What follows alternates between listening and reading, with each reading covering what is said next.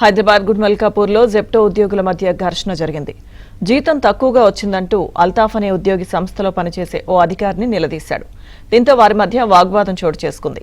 ఆ వివాదం తీవ్ర రూపం దాల్చడంతో ఉదయ్, వినయ్ అనే ఇద్దరు అల్తాఫ్పై దాడి చేసినట్టు తెలుస్తోంది.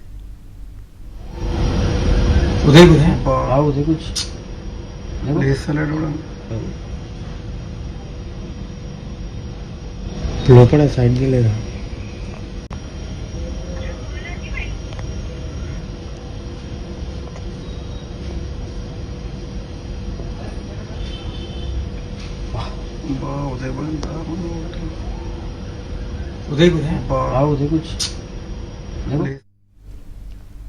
దీంతో అల్తాఫ్ తన స్నేహితులతో కలిసి తిరిగి వచ్చి ఉదయ్, వినయ్లపై దాడి చేశాడు.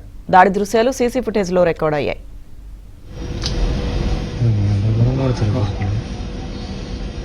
ये वीडियो निकालो